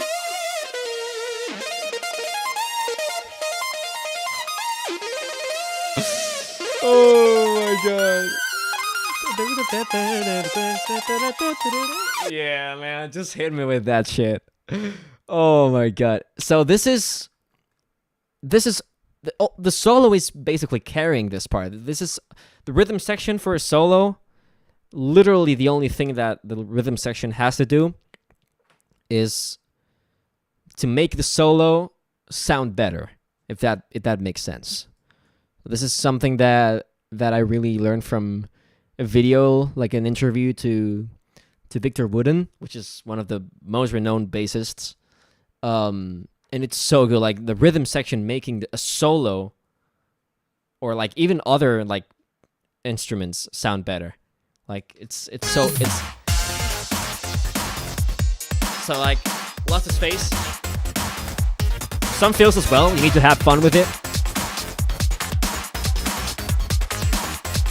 But there's no chords here. Okay. There's another. Actually, there's another reference, another track. It's not from Jet Set Radio or Bomb Rush Cyberfunk.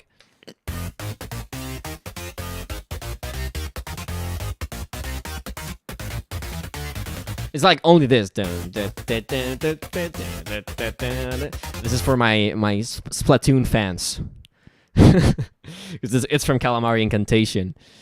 And here I actually ended up like doing different things for the bass. and the mid bass, like the one that has more high end.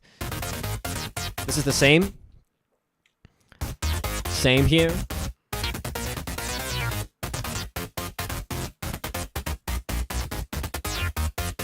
But from here on,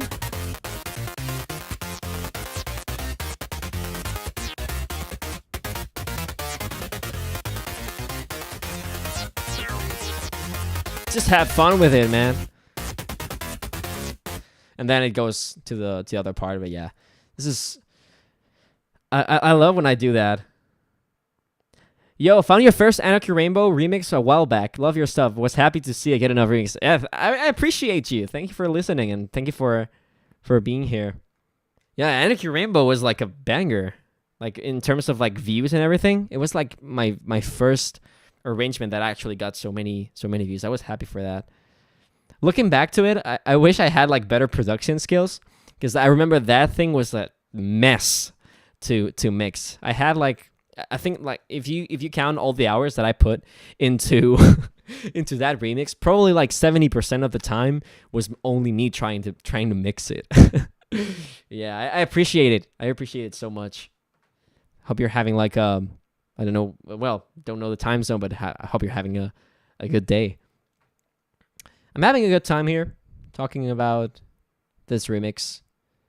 It's been like really well supported as well. Also, like with Twitter having like a really weird algorithm right now. I don't have very good words for Twitter either. Social media are in like a terrible state. But I'm so fucking addicted to the craft. And I gotta do what I gotta do. So I won't stop until someone makes me stop. Like by force. I still listen to it daily, so I think you did very well. Thank you so much. I appreciate it. I wish I had better words in English. Like I usually just say like thank you so much. I really appreciate it, because like English is not my first language. Yeah, I don't take these things for granted. They really motivate me a lot. I'm like so for real right now. Yeah, let's keep going. Let's keep going. Let's talk about this solos. Lots of people's favorite parts. In the video, it's really funny because there's like a sequenced cat reaction. But yeah, there's nothing too much to say here. Just Amphibious being a crazy, really good phrasing. I couldn't even analyze it a little bit. Like same rhythm, like it's like an auto question and response. So good. A little bit of jazz, chromaticisms. That synth is so good. Oh my god, it's so tasty.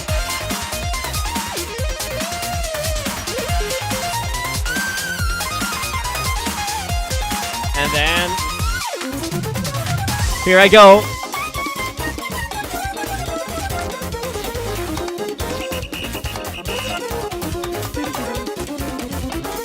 We got a little bit of samba.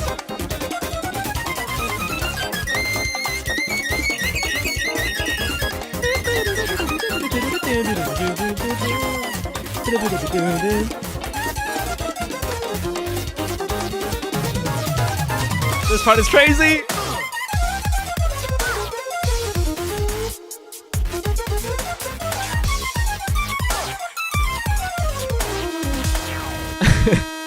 By the way, this is literally a weak crashing. Like, literally, I sampled a weak crashing. Oh my god.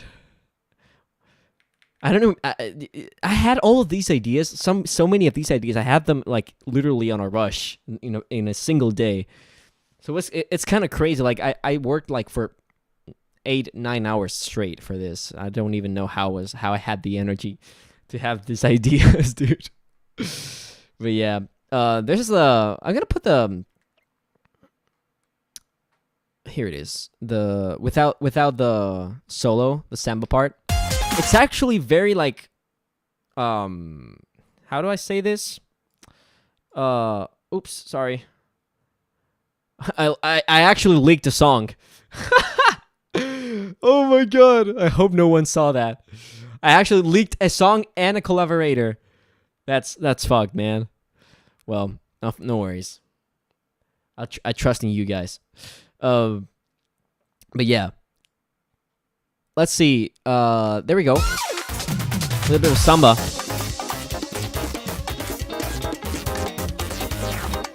Like, this guitar is like really fucked. It's not like really well recorded, but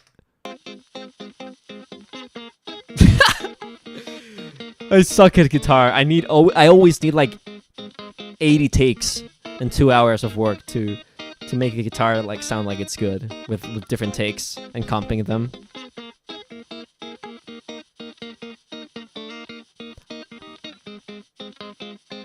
And my jack, like my cable was also like in a terrible state. Like, you can see the static there. I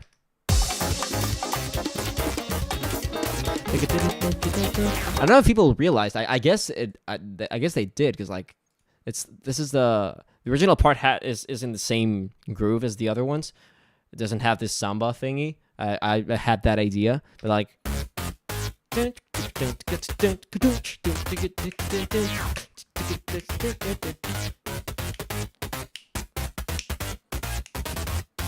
then in the original it goes like, just don't get enough, baby, just don't get enough, which is really good and tasty, and I wish I could do both of them, but I decided to go with the solo because I really like this solo a lot.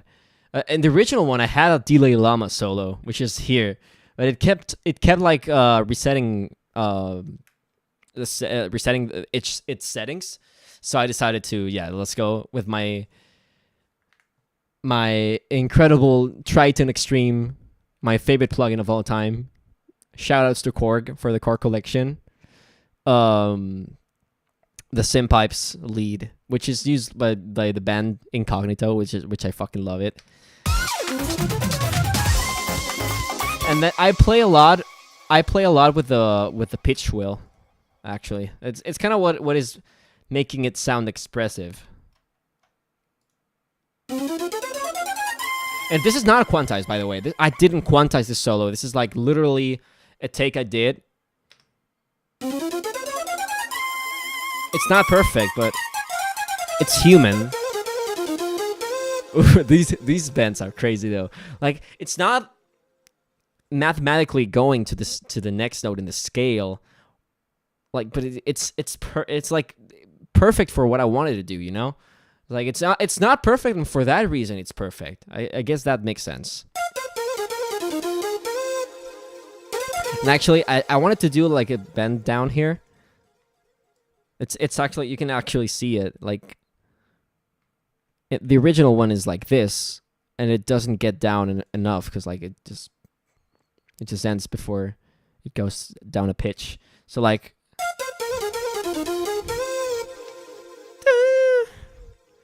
I guess I would like it to be like this. Yeah, that would be like the perfect thing. I'm not gonna edit it because that's how I released it, and I'm kind of like picky about those things. But yeah, maybe me, but I got Sonic Mania vibes when this part came on. I mean, Sonic Mania is a game that really affected me a lot as a music producer, as to so many other producers of my age. But I feel like more Sonic CD because I actually used the Palm Tree Panic drum loop. I think like it would be like more Sonic CD, but I feel like it's just like a samba with electronic elements. It's weird. It's weird to put it, but yeah. I mean, my music. It's normal that my music reminds you of of Sonic Mania.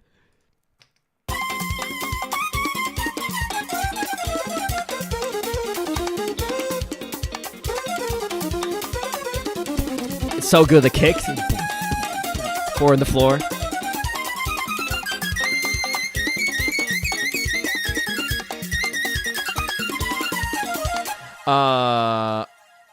No, it's not the same one as Impress Garden.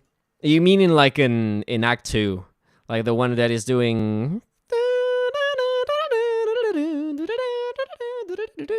But it's not. It's not. It's not. It's like I don't know which instrument it is, but I'm very sure it's not the same instrument. It's similar though, because it's like a pipe, which is kind of like a wind instrument. So yeah, that makes sense. Like check the expressiveness here. Like that's what I would like to do. Like mod wheel to do like vibratos, and then the pitch wheel to bend the notes.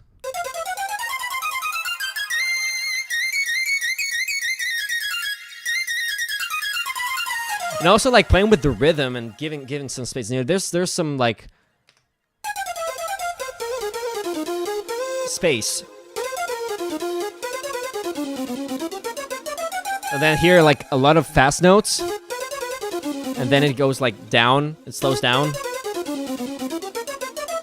Goes to the triplets. And then here again. Again, fast notes. Rest. Rest. Then goes. Yup. Rest. And then it goes like, I don't know. I don't even remember how I did this. Yeah. It's kind of... Yeah. I sometimes don't remember how I made these solos, because I don't usually solo that well, but there's some moments where I'm like really inspired, and I don't even know what I did. I couldn't even tell you what I was thinking, or like what this thing is.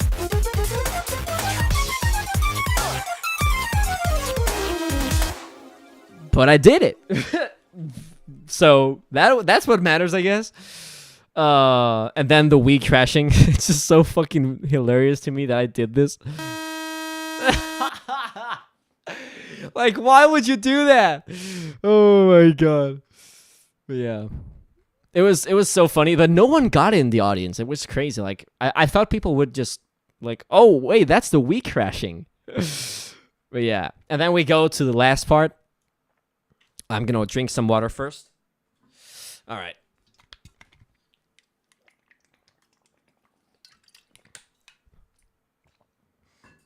There we go. So yeah, this is last chorus. Again, what I said in the second chorus. Don't make the chorus identical as the previous one, because I mean you can do it, but I feel like it's better to apply a little bit more of effort and make it sound a little bit different with more power, so the listener is like more,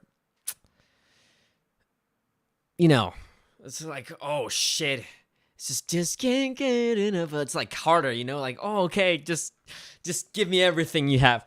And there's a detail here. You can see the Shape the Future bass here playing, which is also a little bit hard to notice if you don't have like a trained ear, but it's doing so much work here, and I love this idea. Like it sounds so full, so good.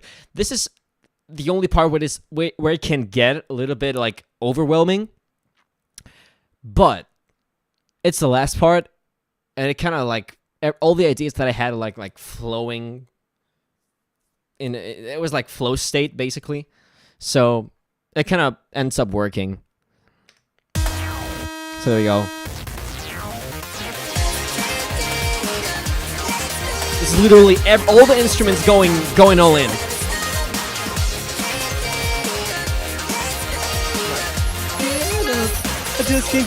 Make it more dramatic. Do you hear the Shape the Future bass?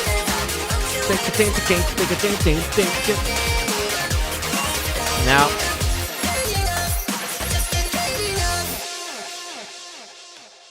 So yeah, let's break this down a little bit.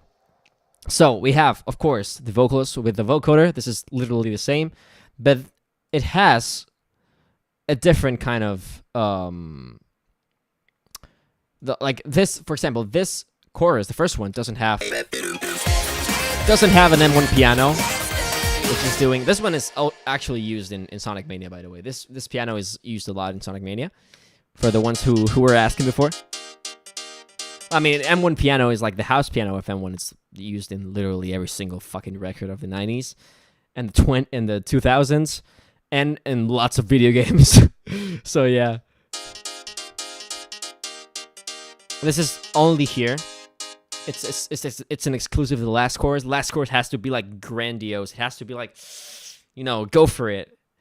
I played it to a friend and he got it right. It was a weak crash. Yeah. There's people. Yeah, but I got like surprised that I didn't get comments about the weak crash. And in the audience, like, in IRL, they didn't like really get that. I feel like they didn't like have a laugh or anything. So I assume they didn't like really get it. But yeah. And then the bass is, I think the bass might be doing the same as in the second chorus. I might be wrong. Where's the second chorus? Is this? Oh, it's here. Oh no, it's not. But it's doing similar things though. Yeah, it can be the exact same because like I did some I did like a doubled. I did like a doubled how's this called? Double chorus. There's also like a double chorus in the end when the rest of the choruses are just one lap and then it goes to another thing. That hits. You know, this other things that you don't really, you know, get as a listener sometimes, but it makes a difference. It actually makes a difference. My connection is good again. Happy for you. Oh my god. But yeah, so what happens here is this. I'm just gonna play and you're gonna see like how it works. I'm gonna put it like this. You're gonna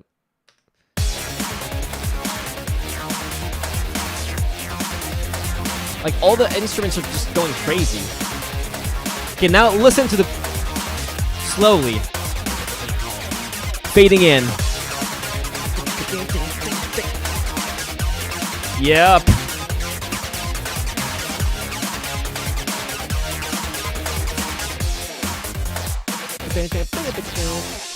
So that is so big for me.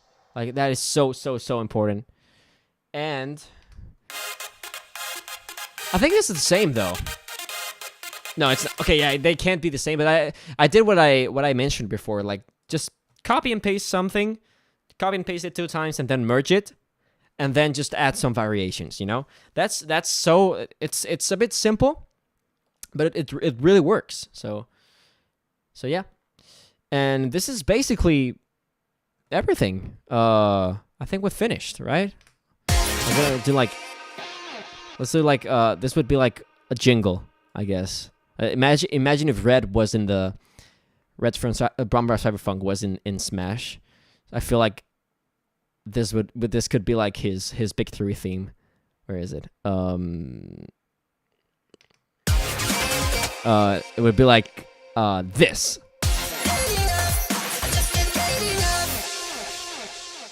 That sounds like a victory theme, right?